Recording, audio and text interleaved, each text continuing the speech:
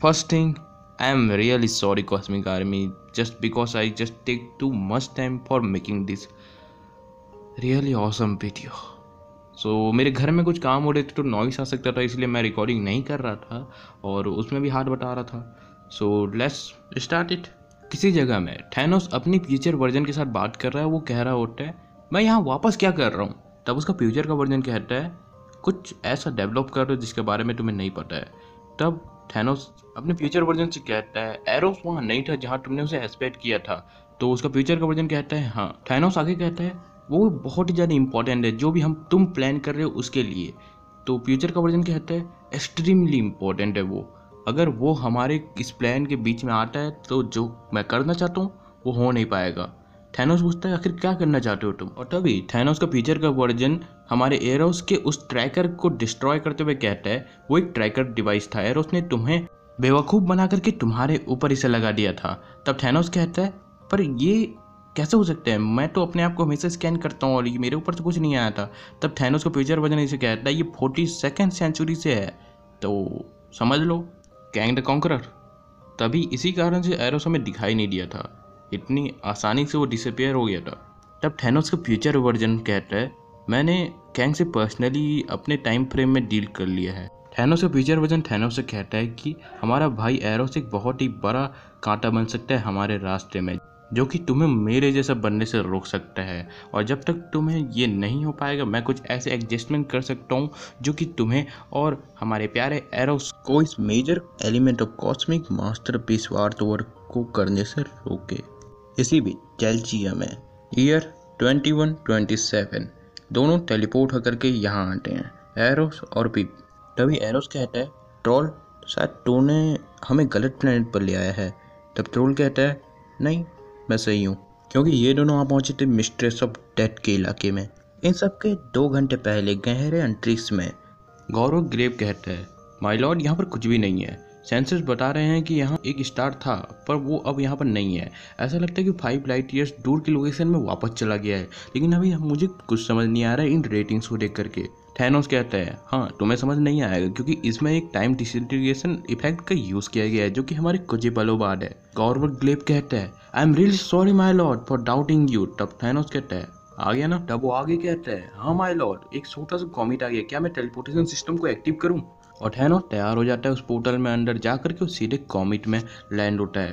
Thanos के मन में कई सारी बातें चल रही होती है कि एक चीज़ को इतनी ज़्यादा गहराई भरी जगह में छुपाया क्यों गया होगा कि आखिर ये कितना ज़्यादा पावरफुल है ये थैनोस भली भांति जानता था. और इसीलिए थैनोस को बहुत ही ज़्यादा मुश्किल हो रही थी, लेकिन वो अपनी पूरी ताकत का यूज़ करता है और उस कॉमेट को फाड़ने लगता है. और तब वहाँ से येलो कलर की रोशनी बाहर आती है और जैसे जैसे थैनोस उसको और ही ज़्यादा चीर रहा होता है थैनोस के सेलुलर स्ट्रक्चर में बदलाव आने लगता है. उसका सेलुलर स्ट्रक्चर टूटने लगता है पर वो रुकता नहीं है, वो तभी भी उस कॉमेट को चीरता ही रहता है. अब सिर्फ और सिर्फ उसके हड्डियों का ढांचा बचा था, लेकिन वो उस चीज़ को पाने में सफल हो जाता है. एक तरह का ऑर्ब जो कि बहुत ही ज़्यादा लाइट के साथ चमक रहा होता है और वो टेलीपोर्ट होकर के अपने शिप में वापस आ जाता है. गॉर्वर्ड ग्लेव उससे पूछता है सर आप तो इंजर्ड हो.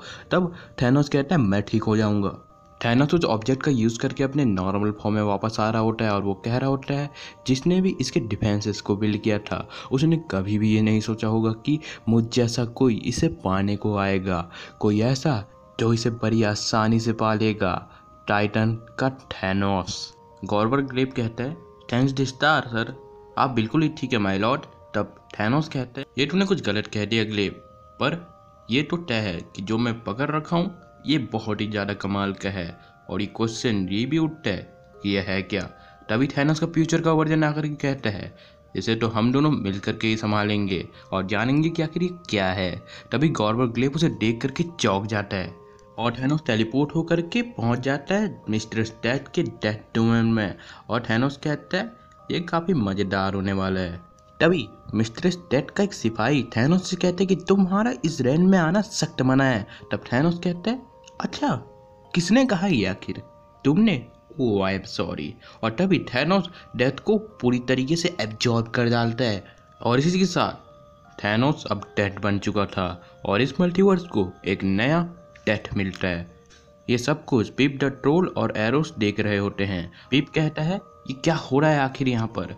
तब एरोस कहता है अपने आप ही देख लो ट्रोल, मेरे भाई ने मिस्ट्रेस डेथ को एब्जॉर्ब कर लिया है, अब वो इस पूरे के पूरे डार्क रेम पर रूल करते हैं। इतनी जल्दी?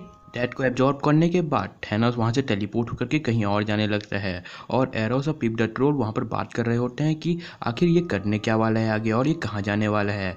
तब वो दोनों वहाँ पर आगे आते हैं क्योंकि अब थैनोस वहाँ से जा चुका था, तो इस कारण से वो वहाँ पर आकर के देखते हैं, उस जगह का मुआयना करते हैं और वो आगे बात करते हैं कि थैनोस जहाँ भी जा रहा है हमें उसको पता करना पड़ेगा, एनालाइज करना पड़ेगा कि उसका आगे का प्लान क्या है। और इसके बाद पीप कहता है मुझे लगता है कि तुम्हारे पास कोई प्लान है। तब एरोस कहता है कि हाँ, अगर हमें पता चल गया कि वो क्या करने वाले तब हम पास में जा करके इस सब कुछ होने से पहले ही इसे रोक सकते हैं। तब पीप कहता है तो फिर मैं तुम्हारे साथ हूँ, चलो करते हैं। और वो दोनों भी टेलीपोर्ट हो जाते हैं। टेलीपोर्ट होकर के वो दोनों आते हैं एक शिप के सामने। तब पीप कहता है शायद ये गैलेक्टस की शिप है, यहाँ की हुआ क्या है।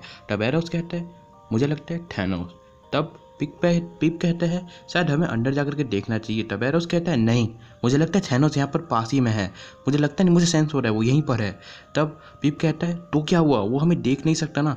तभी पीप को लेकर के एरोस छुपने को जाता है और वो कहता है हमें यहाँ पर छुपना होगा, हम नहीं चाहते कि मेरा भाई हमें जान ले कि हम उसके पीछे पड़े हुए हैं। तब पीप कहता है क्या उसके पास कोई कॉस्मोलॉजिकल सेंसेस नहीं होंगे कि हम यहाँ पर हैं उसे पता चल जाए। तब एरोस कहता है नहीं, मैं जहाँ तक मुझे लगता है कि नहीं, ऐसा बिल्कुल नहीं होगा क्योंकि वो खुद ही उस शिप के मालिक के साथ लिपट रहा होगा। तब एरोस आगे कहता है मुझे ऐसा लगता है कि ये बहुत ज़्यादा एनर्जी यहाँ पर डिटेक्ट हो रही है, कुछ ऐसा हो रहा है जिसके कारण मुझे लगता है कि बहुत ही ज़्यादा बुरा होने वाला है। तब पीप उससे पूछता है इसका मतलब क्या है आखिर। तब एरोस कहता है तुम खुद ही देख लो, थैनोस आ रहा है। और इसी के साथ हमें थैनोस का एक बहुत ही ज़्यादा अलग रूप देखने को मिलता है। ऐसा लगता है कि उसने कई सारे कॉस्मिक बींग्स और कई सारे विलन्स को एब्जॉर्ब कर लिया अपने अंदर। तब पीप एरोस से कहता है ये थैनोस ही है, आखिर इससे क्या हो गया है। तब एरोस कहता है शायद ये कुछ ज़्यादा ही हो चुका है और थैनोस वहाँ से भी टेलीपोर्ट हो जाता है।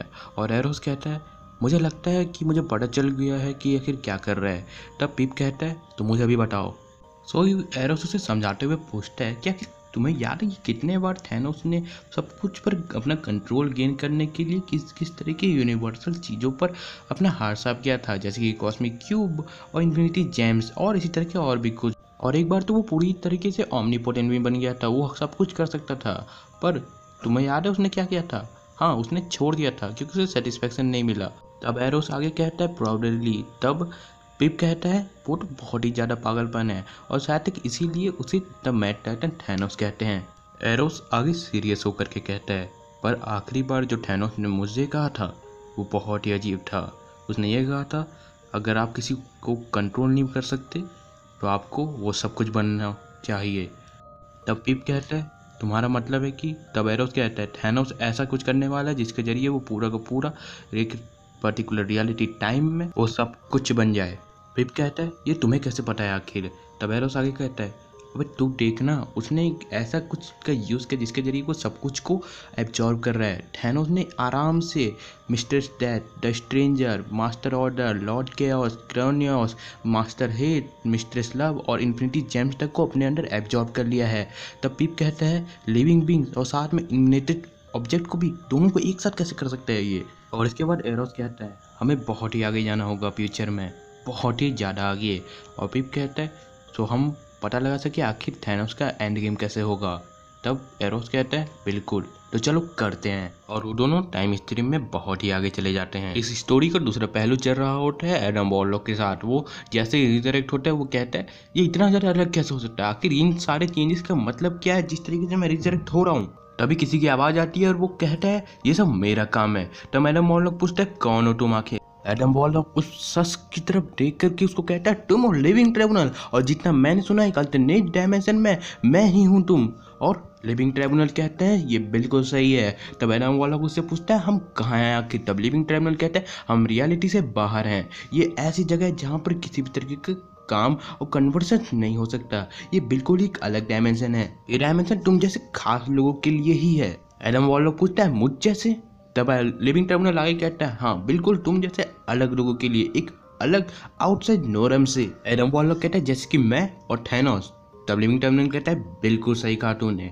एडम वॉरलॉक आगे कहते हैं तो ये कन्वर्सेशन किसके बारे में है, थैनोस किस चीज के पीछे पड़ा है। तब लिविंग टर्मिनल कहता है क्या हमारे पास ऐसा कोई वर्दी टॉपिक है जिसके बारे में हम इस डायमेंशन में बात कर सकते हैं। तब एडम वॉरलॉक कहता है कुछ ऐसा ड्रामेटिक चेंज हो रहा है यूनिवर्स में जिसके कारण मुझे यहाँ लाया गया है।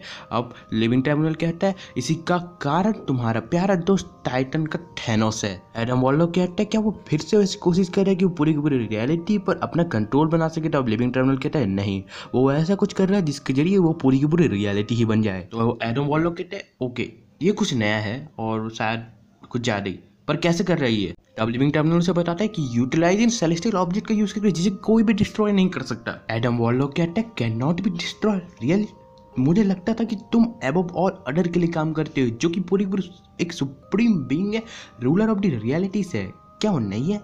तब लिविंग टर्मिनल कहते हैं वो है, तो फिर क्या बात है यहाँ पर, तुम्हारा मास्टर इसे डिस्ट्रॉय कैसे नहीं कर सकता। क्योंकि आज हम यहाँ पर इस चीज की बात करें कि जो सभी रियलिटीज को रेगुलेट करके उन पर संतुलन बनाती है। सो जैसे कि तुम जानते हो कि यहाँ पर काउंटलेस रियलिटीज एग्जिस्ट करते हैं और नए रियलिटीज अनगिनत डिसीजन जो इस इन्फिनिट रियल्म के अंदर रहने वाले इंडिविजुअल बीइंग्स के द्वारा लिए जा रहे के द्वारा क्रिएट होते जा रही है। इस डायमेंशन के इन्फिनिट एक्सपेंडिंग नेटवर्क को रेगुलेट करके इनमें चेओस यानी कि घृणा की भावना को कम करके बराबर संतुलित करने के लिए एक ऐसे कॉम्प्लेक्स एग्रीमेंट का क्रिएशन हुआ जिसे एस्ट्रल रेगुलेटर कहा जाता है और ये हर एक नए रियलिटी के लिए क्रिएट होते जा रहे हैं। इनका सबसे जरूरी काम होता था एक दूसरे यूनिवर्स और रियलिटी को आपस में टकराने से रोकना, उन्हें आइसोलेट करना।